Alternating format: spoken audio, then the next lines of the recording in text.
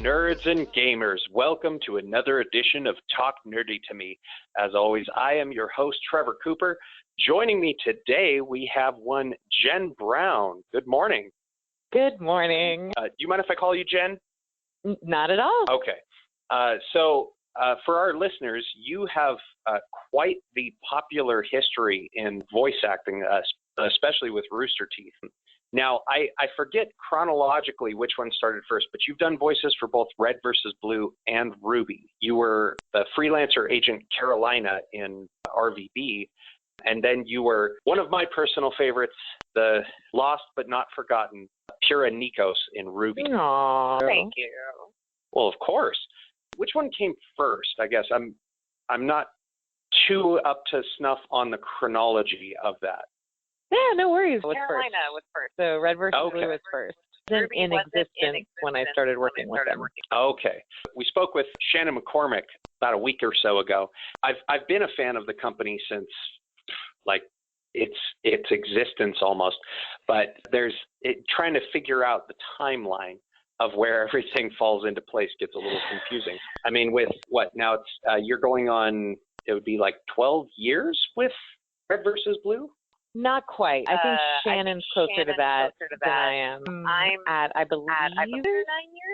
Maybe close to 10. I might be close to 10 at this point, actually. I might be nearing the decade. So being one of the senior members, rather, now, have you noticed any differences when it comes to working with the animation versus doing machinima work? Everything is fully animated now. Yeah, pretty much for the most part, almost entirely. I don't know the actual breakdown and the percentage, but I know a lot of it is fully animated as opposed to how much machinima was in the early days. From what I've heard, there's not too much difference as far as character voicing, where they kind of let you kind of run wild, play the part, and then they animate around that. Is that correct? Right. As far as I know, yes. Yes.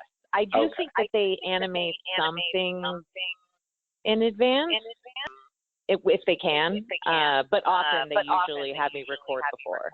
And now you also have done some voice acting specifically for one of your characters for a video game, right? Yeah. A couple. The one that specifically stuck out to me was you got to reprise the role of Pyrrha for, was it RWBY Grim Eclipse? For Grim Eclipse, which is so much fun to play. I'm a really big fan of button mashing games, where like as long as you just like learn what certain buttons do, you're golden. Just press X to win. Yeah. And there's still skill. There's 100% skill involved in that game. But I'm the kind of player where I like something that's very like direct, like do this and this happens. So I really like that game. And it's really fun to hear the voices and hear everyone. I have to ask, now I asked Shannon a similar question, and equated him to being kind of the Darth Maul of RWBY, where you have this interesting character that we don't see much, and as soon as he gets his moment, he dies. But there's another kind of, I guess, comparison that was brought to my attention. You almost became sort of an Obi-Wan type character with Pyrrha and Jean. Right. With teachers, yeah. Now, without giving away recent spoilers, but for our listeners, if you haven't watched up to Volume 3 yet, then you should. But Pyrrha did not make it out of the battle for the school. Specifically, I have to give you kudos, because the scene that we see in Volume 4 with Pyrrha's kind of training video for Jean, I got to ask, with the show having a lot of funny moments and then some very serious, heart-wrenching ones, do you prefer doing more comedy voice acting or more of the dramatic kind of scenes? That you asked that, because it's a really hard question to answer for me, because I really love doing drama. I love it. And I'm so lucky that I actually get to do some really interesting dramatic work with Rooster Teeth. I feel really lucky to be able to do that because it doesn't come up as often in voiceover. But I also really like to do the funny stuff, so it's hard.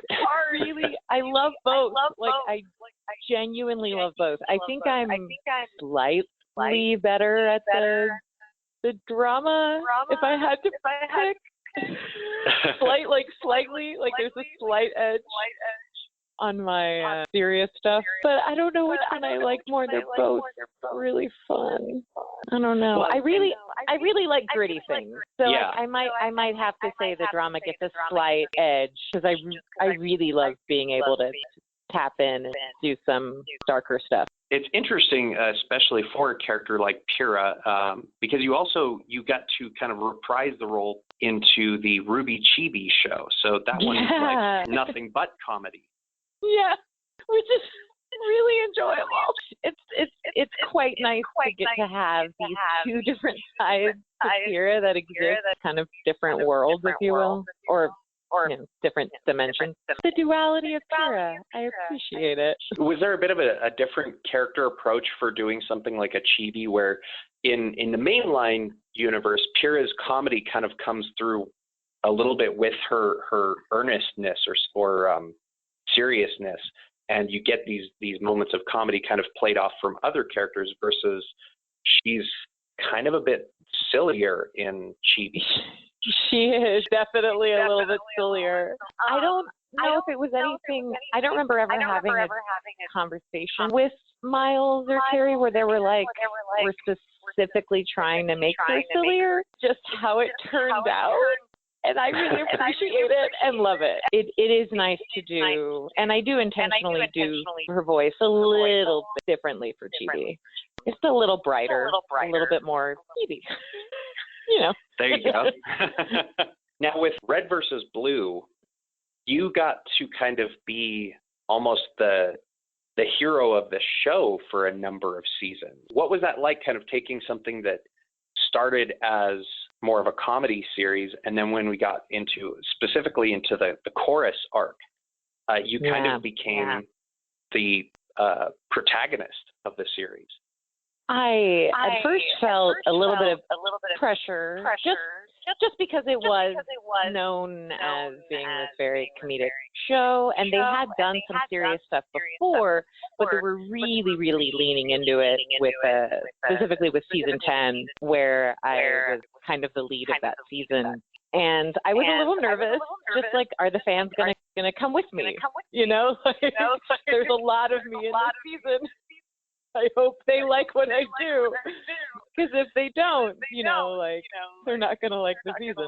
So there's a little bit of pressure there, of course, when you realize that, not all on you, but I contributed a lot to that season. Yeah. So I was nervous. You have to be kind of the driving force now. Yes. So when it came out and people really loved it and really seemed to respond to it, and I get a lot of people that say it's their favorite season, which is so nice. It's so nice to hear, and it just means a lot. It's really cool. I feel very lucky as an actor to get that opportunity to be able to grow as a character and to also do an arc like that. I have to ask, with the types of characters that you tend to do for Red versus Blue, do they generally let you know, or RWBY, do they generally let you know kind of where your character is going beforehand? Yes, they usually do. With Pyrrha, for example, I knew her fate pretty much from the first conversation I had with them, or not even the first conversation, the first sentence. It was basically, here's this character we would like you to play. Her name is Pyrrha. Here's her picture. Here's a few things about her. She's going to die. Oh, wow. So they knew kind of from the outset, like you're playing someone. What's that like, kind of, getting into this part or figuring out this character, and you're like, well, there's an expiration date on her? Well, it was neat just because I was curious to see how it was going to go. Also, I didn't quite know how popular the character would become, so that was pretty crazy, because for 3 years I had to hear people tell me how much they loved her and how amazing Pyrrha was. I had this dark little secret. Oh no. And inside, now I we've knew it was going to happen, and I just felt so bad for everyone. Oh no. Well, and now we've seen the internet kind of almost collect around her with, like, I've seen people wearing T-shirts with Pyrrha's picture that says "Never Forget." Yeah. So she's kind of almost become a symbol, a uniting force, or exactly, a symbol for RWBY. You know, never forget that the hero doesn't always win the way they think they will. Right. Another thing that I have to kind of bring up, you also were part of Animation Camp.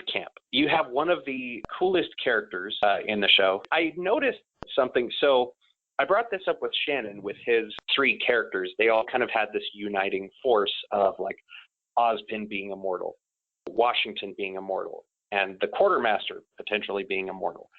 Carolina, Pyrrha, and is it Ered? Ered, yeah. All have red hair. Yeah. Yes. Is this like a request? Is this a happenstance thing? Because you yourself do not have red hair, correct? No, I do not. It is a pure happenstance. It is totally coincidental. Ered, at least, is just a pink drink and like red and blonde hair, but still, it's close. It's close enough. It's pretty funny.